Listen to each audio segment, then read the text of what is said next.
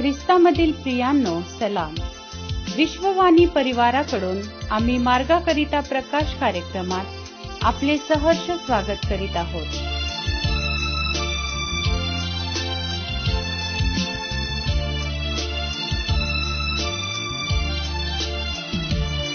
मी तुझ्यावरी प्रेम करीन, तुझ्यावरी प्रेम करणार. मी तुझ्यावरी प्रेम करीन, मागे न फिरणार. शरण जरी आले मी तुझ्या समोर, तुझ्याच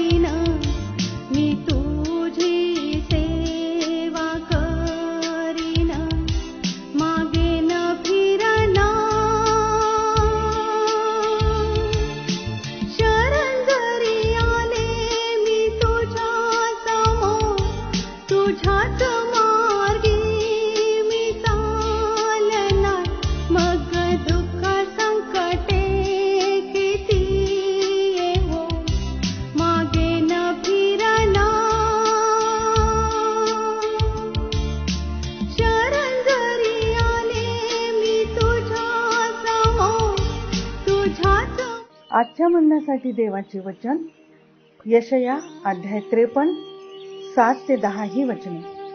यशया अध्याय 53 7 ते 10 ही वचने. त्याचे हाल हाल केले तरी ते त्याने सोशिले, आपले तोंड सुद्धा उघडिले नाही. वधावयास नेत असलेल्या कोकराप्रमाणे, लोकर कातरणाऱ्यांपुढे गप्प राहणाऱ्या मेंढराप्रमाणे तो गप्प राहिला, त्याने आपले तोंड उघडिले नाही. त्याचवर जुलूम करून व खटला चालवून त्याला घेऊन गेले, जिवंताच्या भूमीतून त्याला काढून टाकले आणि माझ्या लोकांच्या पातकांमुळे त्याला ताडण करण्यात आले. असा त्या पिढीच्या लोकांपैकी कोणीतरी विचार केला काय? त्याची कबर दुर्जनांच्या कबरांमध्ये नेमली होती आणि तो मेल्यावर धनवंतांची कबर त्यास प्राप्त झाली. तथापि त्याने काही अधर्म केला नव्हता, त्याच्या मुखात काही कपट नव्हते. देवबाप ह्या वाचलेल्या वचनाद्वारे आम्हाला आशीर्वाद दे. ख्रिस्तातील माझ्या प्रियांनो, प्रभू येशू ख्रिस्ताच्या अतिश्रेष्ठ नावात सलाम. आज आपण यशया 53 7 ते 10 या वचनावर मनन करणार आहोत. या वचनाचा सार हाच आहे की नीतिमान व्यक्तीला म्हणजेच प्रभू येशू ख्रिस्ताला आमच्या पापामुळे ताडण करण्यात आले. वास्तविक पाहता त्याने म्हणजे प्रभू येशू ख्रिस्ताने अधर्म केला नव्हता, त्याच्या मुखात कपट नव्हते. खरोखर आमचे व्याधी त्याने आपल्यावर घेतले, आमचे क्लेश त्याने वाहिले. खरे पाहिले असता तो आमच्या अपराधामुळे घायल झाला, आमच्या दुष्कर्मामुळे ठेचला गेला. प्रियानो, त्याचे हाल हाल केले तरी ते त्याने सोसले, आपले तोंड सुद्धा उघडले नाही, तो गप्प राहिला, त्याने आपले तोंड उघडले नाही. म्हणजे सर्व दोष स्वतःवर घेतला. त्यांनी त्याच्यावर जुलूम करीत त्याला घेऊन गेले, जिवंताच्या भूमीतून त्याला काढून टाकले. काय हे रोमी सैन्य? त्यांनी हे केलं? होय, पण खऱ्या अर्थाने कारणीभूत मी आणि तुम्ही म्हणजेच आपण सर्व आहोत. आमच्या पापामुळे प्रभू येशू ख्रिस्ताला ही शिक्षा भोगावी लागली. प्रभू येशू ख्रिस्ताचा पिता आणि आमचाही पिता तोच आहे. वचन 10 मध्ये सांगितल्याप्रमाणे त्याला ठेचावे, म्हणजे त्याच्या एकुलत्या एका पुत्राला प्रभू येशू ख्रिस्ताला ठेचावे असे परमेश्वराच्या मर्जीस आले. त्याने प्रियानो आपल्या मुक्तीसाठी म्हणजे क्षमेसाठी आणि पापाच्या बंधनातून सुटका मिळावी म्हणून त्याला त्या वधस्तंभावर अर्पण केले. या जगातील सोने रुपे अशा नाशवंत वस्तूंनी आम्हाला मुक्त करण्यात आले नाहीत, तर 1 पेत्र 1:19 मध्ये सांगितल्याप्रमाणे निष्कलंक व निर्दोष कोकरा असा जो ख्रिस्त त्याच्या मौल्यवान रक्ताने तुम्ही मुक्त झाला आहात. याच मागे देवाची महान प्रीती आहे. म्हणून 1 योहान 3:16 मध्ये सांगितल्याप्रमाणे ख्रिस्ताने आपल्याकरता स्वतःचा प्राण अर्पण केला. यावरून आपल्याला देवाची प्रीती याची जाणीव झालेली आहे. या महान दैवी प्रीतीसाठी आपण स्वर्गीय पित्याचा धन्यवाद करूया. आपण प्रार्थना करूया.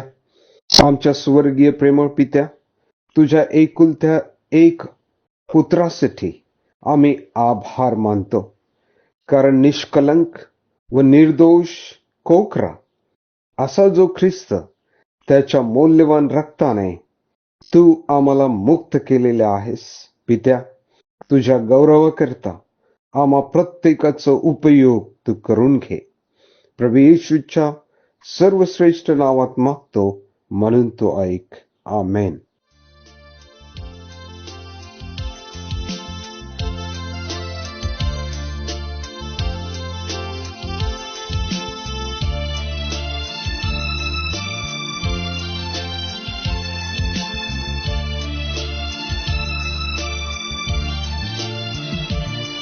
मी तुझ्यावरी प्रेम करीन, तुझ्यावरी प्रेम करना. मी तुझ्यावरी प्रेम करीन, मागे न फिरना. शरण जरी आले मी तुझ्या समोर, तुझ्याच मार्गी मी चालना. मग दुःख संकटे किती हो, मागे न फिरना. शरण जरी आले मी तुझ्या समोर, तुझ्याच मार्गी मी चालना. मग दुःख संकटे किती हो, मागे न फिरना.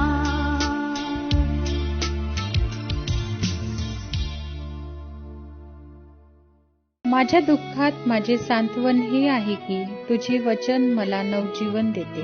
की आता आपण आपल्या प्रार्थना विनंत्या कोणत्याही वेळेस विश्ववाणी प्रार्थना केंद्राला टोल फ्री नंबरद्वारे कळवू शकता. आमचा टोल फ्री नंबर 1-800-2700-333. आम्ही आपणासाठी या नंबरवर प्रार्थना करण्यास उपलब्ध आहोत. धन्यवाद.